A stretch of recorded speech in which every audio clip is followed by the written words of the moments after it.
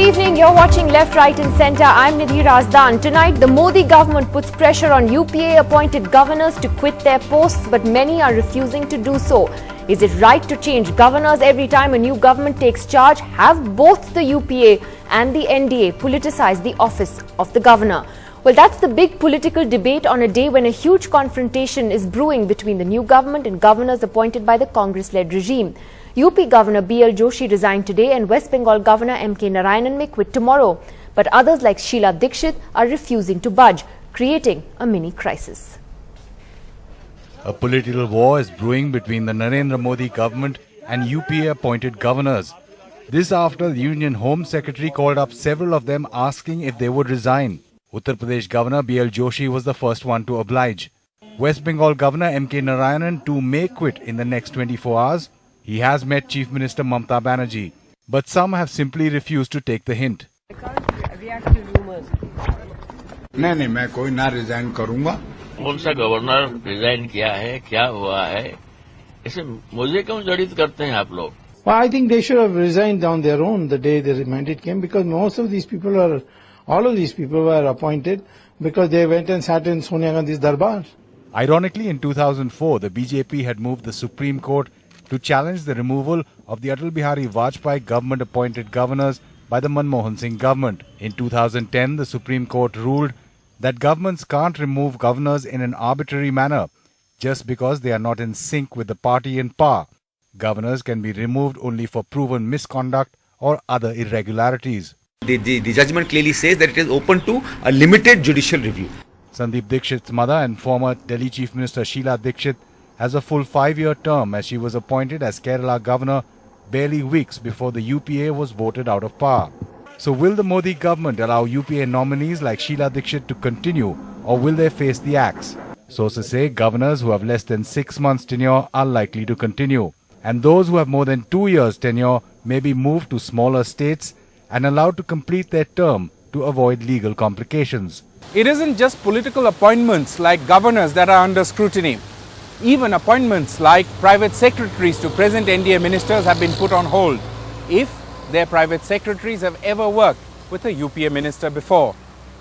In New Delhi with Nitin Gokhale, Sandeep Phukan, NDTV. Well, we also spoke earlier to senior lawyer and constitutional expert Raju Ramachandran on what exactly the Supreme Court judgment on governors means. He also said both the UPA and the NDA are to blame for politicizing the office. Joining me now is senior Supreme Court advocate Mr. Raju Ramachandran.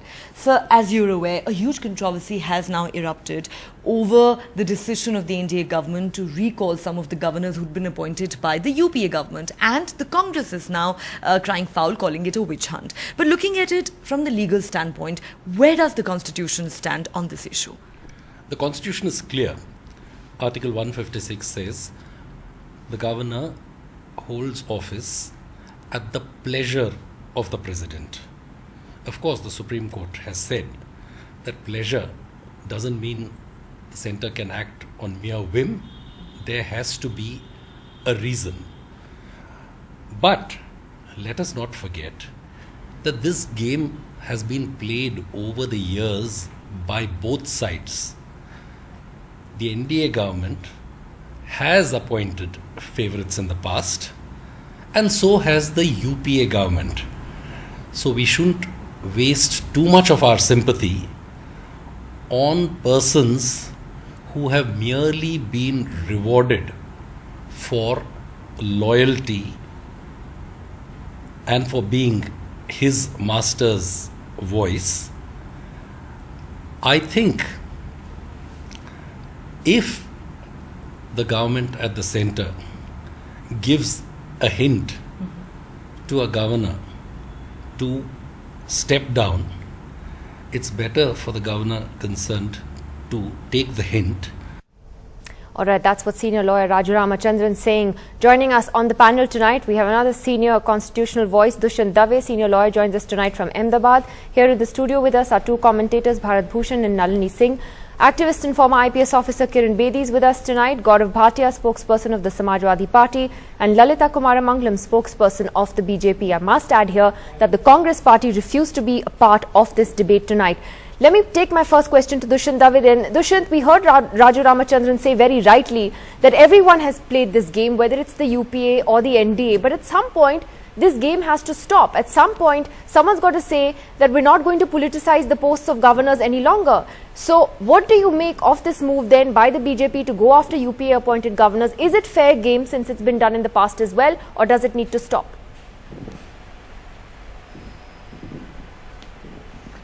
Well, there are two ways of answering it. There is no doubt in my mind that the power does exist to, ask for the removal of the governors, because since they hold the office at the pleasure of the president, and the Council of Ministers can always advise the president to summarily dismiss any one of them. Secondly, as Raju Ramachandran rightly said, that unfortunately, these appointments have not been made on merits. You are seeing that there is so much of politicization of the office of the governor. And you can even see that in the kind of abuse that governor's office, conducts at various places. I know of governors who, take helicopters to play golf. I know of governors who have actually camped in Delhi for months together just because they don't want to go to the northeast state where they are appointed as governor. So having said that, I personally feel that yes, the BJP would be absolutely justified in asking that these men and women step down. After all, none of them are of the stature of Mr. Gopal Gandhi. They are all political people. Some of them may be facing a CBI investigation.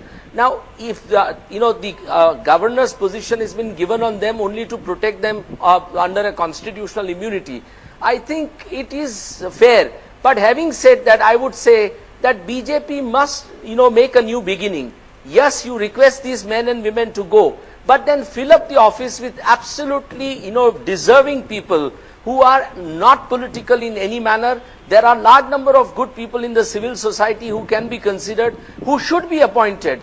And the reason why the constitutional framers therefore did not leave any qualifications in Article 157, except to say that your age should be above 35 and you should be a citizen, was that, in appointing governors, the executive will choose the best non-political people.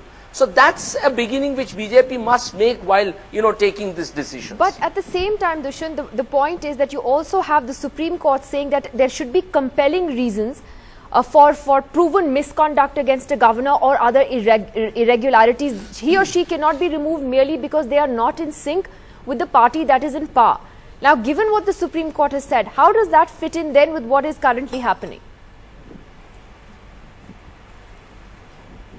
Look, there is no doubt about the fact that Supreme Court exercises complete power of supervision over any executive action. And Supreme Court has a right to go behind any such decision that government may take. But having said that, I would definitely say that yes, you may not have the reasons, compelling reasons to ask them to leave. But since these people were appointed purely as, rewards, as largesse, and not because they had any special merits in appointing them, I think even Supreme Court would be slow in interfering with the decision that government may take today. So I am not really sure whether there is a vested right in anybody to continue in that office. And I think it will be a long debate in the court. But it's a debate which will raise unfortunate questions rather than answers. Okay, so Gaurav Bhatia, as Dushyant Dave says, he believes the BJP is justified in asking these governors to step down. He believes these are purely political rewards that were given. I think he's particularly pointing to Sheila Dikshit's case when it comes to the question of immunity from prosecution. Today, your party, the Samajwadi Party, had Mr. Naresh Agarwal saying that basically the move by the BJP government is dangerous for democracy because they want to saffronize the country. Now, if you could please explain that, because the fact is that whether it was the UPA or the NDA, this game has been played with governors all the time. Why is the SP so upset about the BJP doing this? Nidhi, the Samajwadi Party is upset now as it was upset in 2004.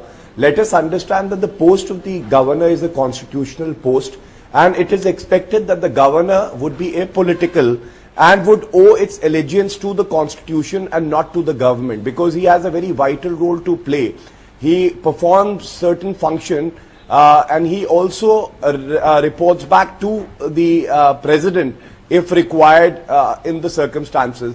Now, it was all started by the UPA government in 2004, and after that a constitution bench of the Supreme Court gave a verdict where it has clearly said that only for compelling and very valid reasons can a governor be removed before the 5-year term has come to an end. In this case, I think it is more like what the SP leader said, saffronization of governor houses, so that these important posts tomorrow could be used for political and vested interest, which I think is very damaging for the democracy of our country. And that is why these statements have been made. More importantly, please also understand, I was reading about the Gujarat governor, Ms. Kamala Beniwal. Now, everybody knows that she had a lot of major differences while performing functions of the governor with Mr. Narendra Modi.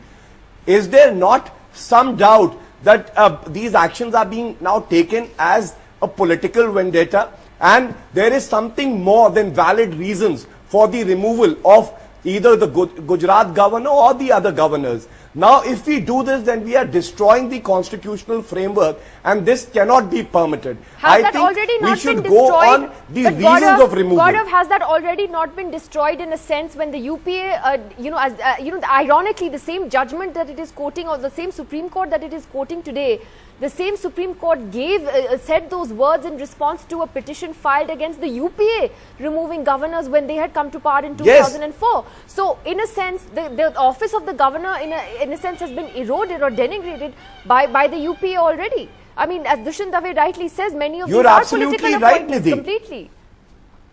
You are absolutely right. That is why I started by saying that it was started by the UPA government.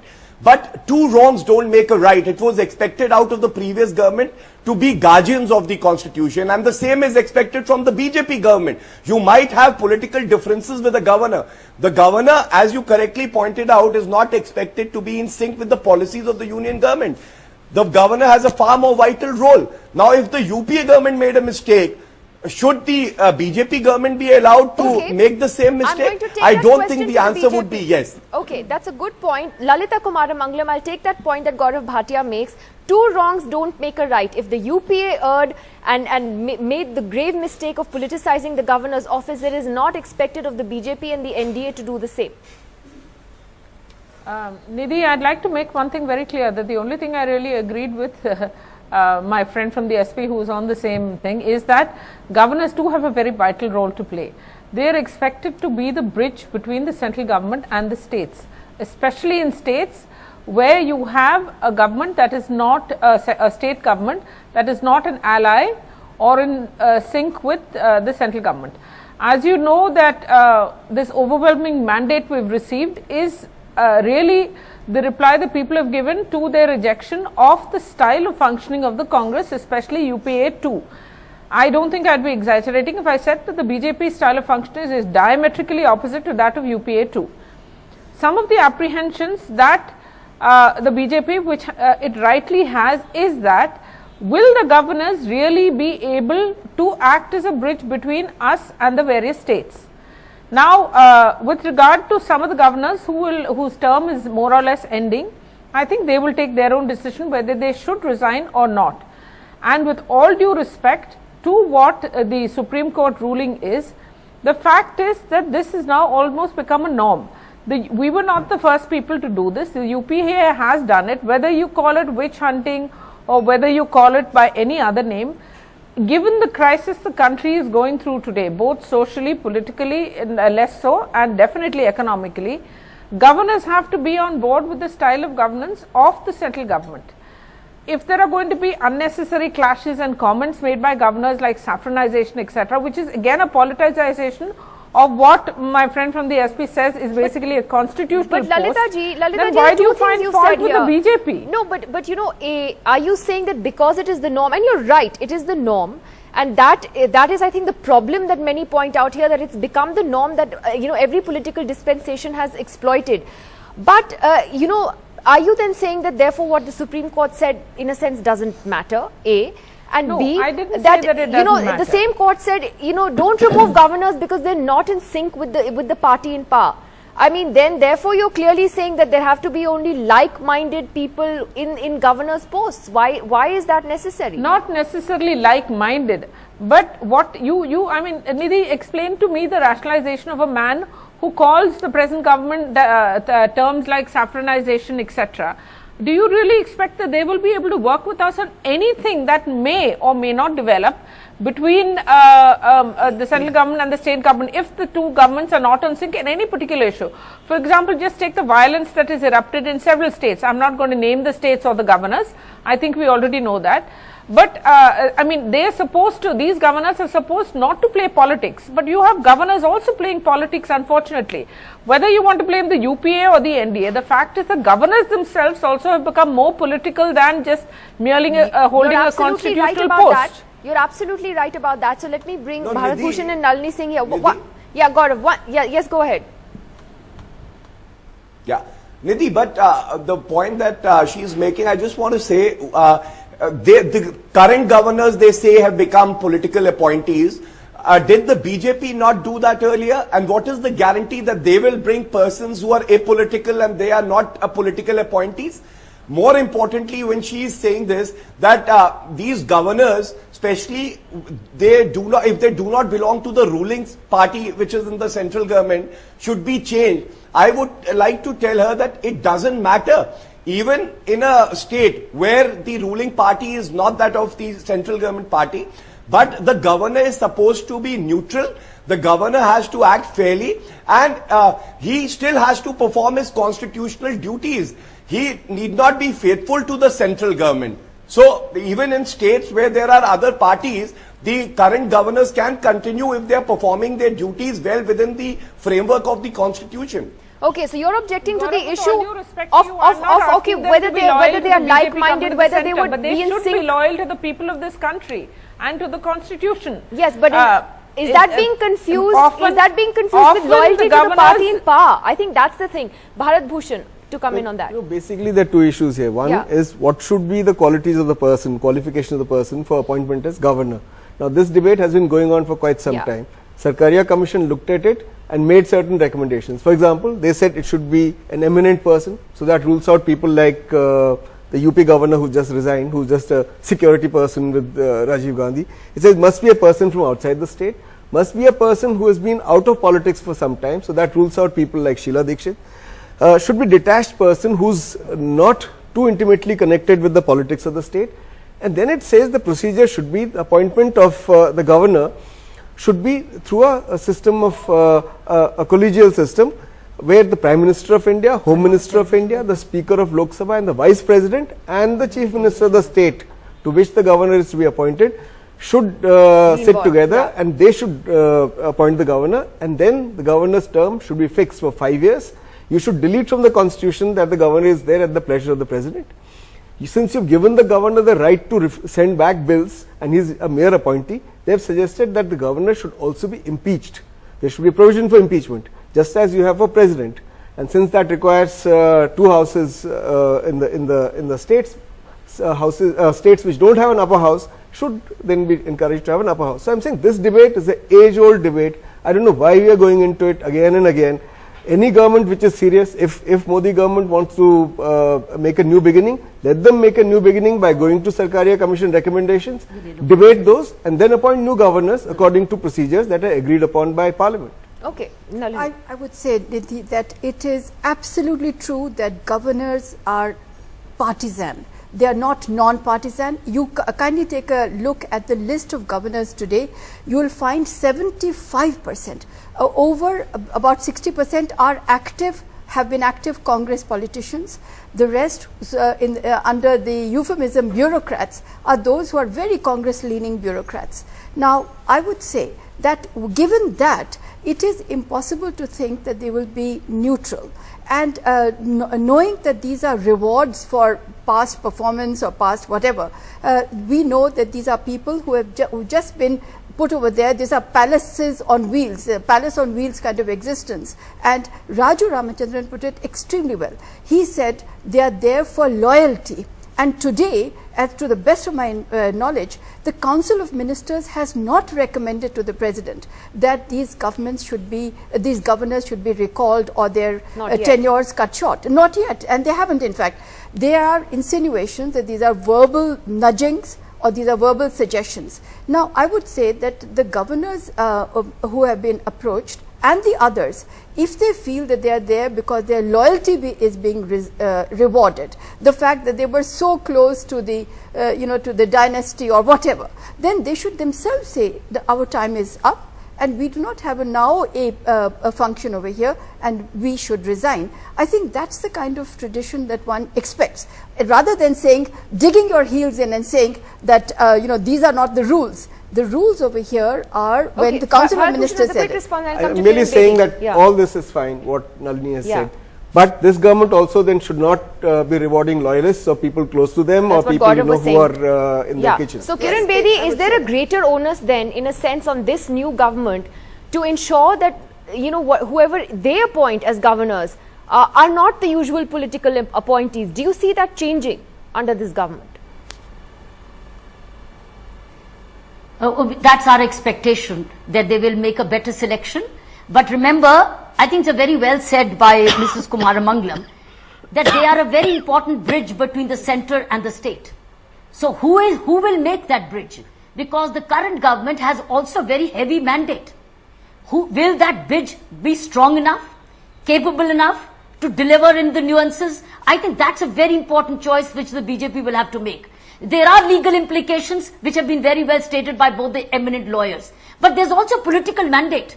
Therefore, the political mandate, and these are bound to be political appointees, but our expectation now would be appoint strong bridges, which are academically strong, constitutionally strong, administratively strong, so that they can deliver because the BJP has a very strong mandate and a very high aspiration, and the governors can play a very, very vital role in steering the governance, advising invisibly or visibly, and being the catalyst for change. So I think we need strong bridges right now, and that's the need of the hour at the moment. I think it's self-respectingly, those who were appointed basically for loyalties, I think they could, on moral grounds, as Nalini said, should offer their resignations.